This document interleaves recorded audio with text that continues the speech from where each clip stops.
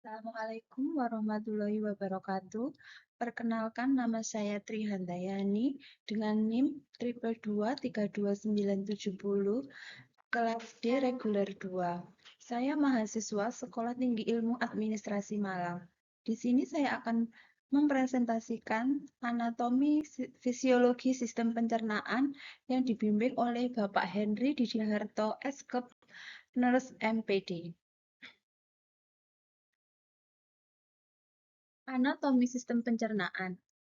Anatomi sistem pencernaan terdiri dari mulut atau rongga mulut, gigi, lidah, faring, esofagus, gaster, stomach atau lambung, usus halus, usus besar atau kolon, rektum, dan anus.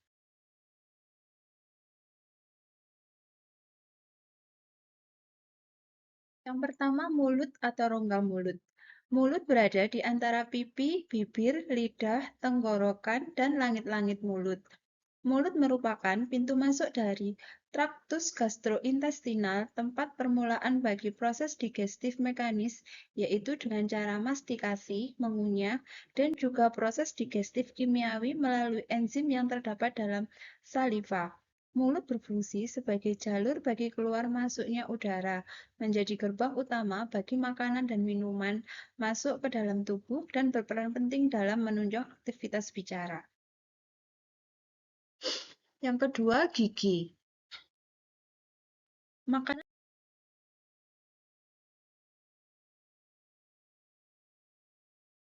akan dihancurkan oleh gigi yang berjumlah 32 buah. 16 buah pada setiap rahang. Terdapat 4 jenis gigi, yaitu yang pertama incisivus atau incisif, disebut juga gigi seri, berfungsi untuk memotong atau mengiris makanan. Jumlah gigi seri pada anak-anak dan orang dewasa 8 gigi dan pada setiap rahang, 4 buah di atas dan 4 buah di bawah. Kanina atau kaninus disebut juga gigi taring, berfungsi untuk merobek makanan. Gigi ini berjumlah 4 gigi pada anak-anak dan orang dewasa, 2 buah di atas dan 2 buah di bawah. Yang ketiga yaitu premolar. Disebut juga dengan gigi geraham kecil, berfungsi untuk merobek dan membantu mengunyah atau menggiling makanan. Jumlah gigi premolar pada orang dewasa sebanyak 8 gigi, 4 buah di atas dan 4 buah di bawah. Sedangkan untuk anak-anak tidak mempunyai gigi premolar.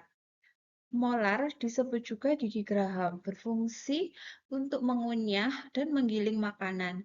Jumlah gigi molar pada orang dewasa sebanyak 12 gigi, 6 buah di atas dan 6 buah di bawah, dan pada anak-anak berjumlah 8 gigi. Yang keempat, lidah. Lidah merupakan organ aksesori dari sistem digestif yang dibentuk oleh otot skeletal yang memiliki peran mengatur letak makanan di dalam mulut, mengecap rasa makanan, memindahkan makanan pada saat dikunyah, membantu menelan, dan menghisap pembentukan rasa. Yang kelima, faring. Merupakan tempat persimpangan antara jalan pernafasan dan jalan makanan. Bentuknya seperti corong yang besar di bagian atas dan sempit di bagian bawah, serta terletak pada bagian anterior kolom vertebra yang panjangnya sekitar 14 cm. Faring berfungsi sebagai penyalur makanan dari mulut ke kerongkongan. Terdapat 3 bagian pada faring. Yang pertama, nasofaring, merupakan faring yang letaknya pada bagian belakang rongga hidung. Nasofaring hanya dapat dilalui udara. Yang kedua, orofaring, adalah bagian faring yang berada di belakang rongga mulut. Orofaring bisa dilewati udara dan makanan sehingga berperan dalam sistem pernafasan dan pencernaan. Yang ketiga, laryngofaring atau hipofaring, merupakan bagian paling akhir dari faring. Esofagus. Esofagus merupakan saluran muskuler yang menyalurkan makanan dan faring menuju gaster atau lambung. Panjangnya 25-30 cm. Fungsi dari esofagus menyalurkan makanan dari mulut ke lambung sebagai pipa penyalur makanan dari mulut ke lambung, menghasilkan gerak peristaltik. Terdapat otot-otot yang menghasilkan gerak peristaltik sehingga dindingnya berkontraksi dan secara perlahan makanan terdorong masuk ke lambung. Mencegah laju isi dan cairan lambung dapat mencegah masuknya cairan lambung ke kerongkongan akibat kadar asam lambung yang meningkat. Gaster atau stomach atau lambung. Gaster bagian dari traktus gastrointestinal pertama yang berada di intraabdominal. Lambung memiliki kelekukan yang dinamakan curvatura mayor di sebelah kiri dan curvatura minor di sebelah kanan. Kapasitas normal lambung adalah 1-2 liter. Fungsi lambung secara umum adalah sebagai penyimpanan makanan, produksi kimus, digesti protein, produksi mukus, menghasilkan enzim-enzim dan hormon pencernaan, produksi faktor intrinsik atau glikoprotein yang disekresi sel parietal. Secara fisiologi, lambung memiliki fungsi mototik dan fungsi sekresi, yaitu sebagai penyimpanan makanan dapat diproses di dalam lambung, sebagai pencampuran makanan dengan sekresi dari lambung sehingga membentuk kimus dan pengosongan kimus dengan lembut pada kecepatan sesuai untuk pencernaan dan absorpsi usus halus.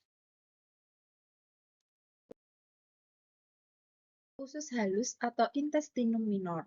Usus halus merupakan saluran berkelok-kelok yang panjangnya sekitar 6-8 meter, lebar 25 mm, dengan banyak lipatan yang disebut villi atau jonjot-jonjot usus. Villi berfungsi memperluas daerah penyerapan usus halus sehingga sari-sari makanan dapat diserap lebih banyak. Fungsi usus halus yang pertama, menyerap nutrisi dari makanan, memudahkan nutrisi digunakan oleh tubuh, menetralkan makanan, membantu menjaga keseimbangan cairan elektrolit, berperan dalam sistem kekebalan tubuh. Usus halus terbagi menjadi 3 bagian, yaitu duodenum, usus 12 jari, panjangnya kurang lebih 25 cm. Yang kedua, jejunum, usus kosong, panjangnya kurang lebih 7 meter.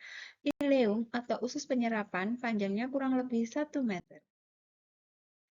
Selanjutnya, usus besar atau intestinum mayor. Usus besar atau kolon adalah bagian usus antara usus buntu dan rektum, menghubungkan ileum dan rektum, panjangnya kurang lebih 1,5 meter, 5-8 kaki, diameter 6,3 cm. Kolon terbagi menjadi sesum, kolon, dan rektum. Kolon terdiri atas, kolon menanjak, ascendens, kolon melintang, transversum, dan kolon menurun, descendens, dan kolom sigmoid. Fungsi dari usus besar menyerap nutrisi dan air dari makanan dan minuman yang kita konsumsi, mengolah sisa makanan dan minuman dengan bantuan bakteri, baik di dalam usus, membentuk atau mengubah tinja dari cairan menjadi padat, menyerap zat empedu, menyimpan tinja yang akan dibuang, membuang tinja keluar dari tubuh. Selanjutnya, rektum dan anus. Anatomi rektum panjangnya sekitar 10-15 cm, keliling 15 cm pada rectosigmoid junction dan 30 cm pada bagian ampula yang luas. Terdapat lapisan mukosa, submukosa, muskularis, sirkuler, dan longitudinal, dan lapisan serosa. Fungsi dari rektum sebagai tempat penampungan feses, mendorong feses untuk keluar. Adanya mukosa memungkinkan terjadinya penyerapan tidak dapat diabaikan. Hal ini menguntungkan pada pengobatan dengan supositoria dan lavement nutritif. Fisiologi rektum. Defekasi adalah proses pengeluaran sisa-sisa makanan dalam bentuk feses dan dikeluarkan melalui anus. Refleksi defekasi dimulai adanya renggangan di dinding rektum oleh massa feses, dorong massa feses ke rektum. Bila keadaan telah memungkinkan, apinter ini akan relaksasi defekasi. Terima kasih, sekian presentasi dari saya, semoga bermanfaat. Bila ada kurang lebihnya, saya memohon maaf. Wassalamualaikum warahmatullahi wabarakatuh.